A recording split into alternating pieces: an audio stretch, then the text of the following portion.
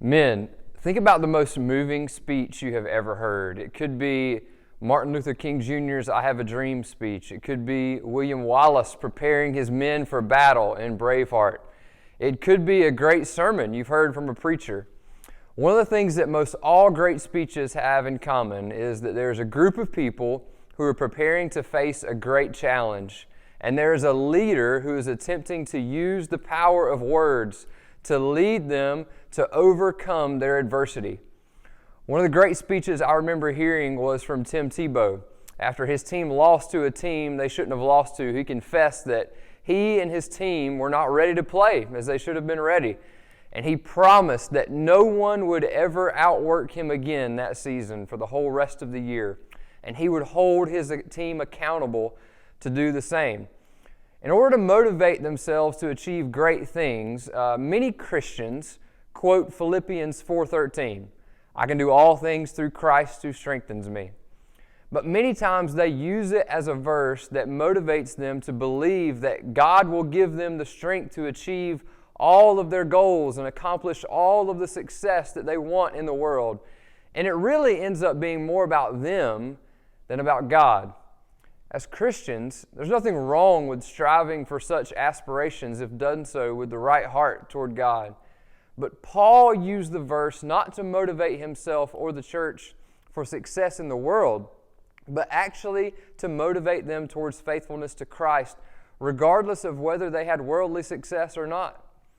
He used it to proclaim that he had learned the secret of being content, and that is even if his dreams failed, even if he went hungry and lost his health, his food, or his comfort, he could be content in the gospel of Jesus Christ.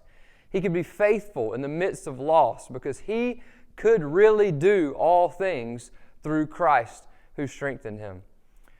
Men, if you were like me, there was a time when you had your whole life planned out. You were going to be the greatest athlete. You were going to have the nicest house and the nicest car. You were going to have a Shakespearean love story with your significant other. Your kids were going to be perfect. Your family was not going to have any troubles. You were going to excel at everything you put your hand to, and all your dreams were going to come true. And then they didn't. You realize right now you are not going to accomplish all of the lofty things that you once set out to do. But here's the question for us. Can we still do all things through Christ who strengthens us? Can we still be faithful to Christ regardless of our situation? And as we look in the face of the unknown of what the COVID-19 crisis will bring on the other side, can we be faithful to Christ no matter what? I want to say to you, brother, Christian, you were made for this. You weren't made to be the MVP or the national champion. You weren't made to be the president or the most successful businessman in the world. You were made to love Christ with your whole heart, to serve your wife, and to father your children through the struggles that we are going through right now. You were made to be the prophet, priest, and king of your home. You see, in the garden, Adam was the prophet, priest, and king. As prophet, he was to speak the words of God that he wanted him to speak. He was to teach his wife and his children to love God and obey the commands that God had given him. As priest, he was to lead his family in true worship of the triune God and keep the garden pure and holy and not allow sin to enter into it. As king, he was to lead his family. He was to multiply his family. He was to work to provide and take dominion over the rest of the world as God worked through him. And the offices that were set up in Israel, they were to be the same. The prophets preached the word of God to the people of God and taught the law and showed the people where they were defying it and turned their hearts back to God. The priests were to lead the people in offering sacrifices of worship in the temple, and they were to keep it holy.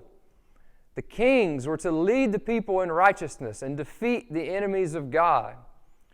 As for you, as prophet, you were to teach the word of God to your wife and children. As priest, you were to lead your family in worship of God and keep sin from entering your home. As king, you are to protect and provide for your family and lead them well. The bad news is that Adam failed to do so. Israel failed to do so. And you and I have failed to do so.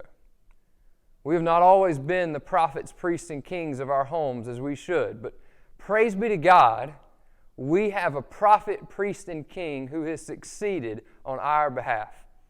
Jesus came to be the great prophet, priest, and king.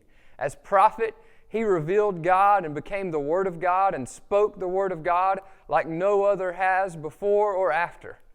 As priest, he died as a sacrifice for our sin and now offers that sacrifice to God on our behalf so that we can come to God in worship.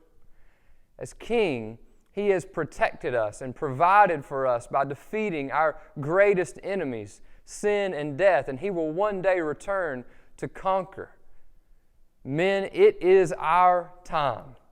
As we focus on family devotions this week and the need for you to lead your family in them, don't think about your inadequacies or your failures or even the difficult nature of our circumstances. Think about the prophet, priest, and king who has succeeded for you, and know that you can do all things through Christ who gives you strength.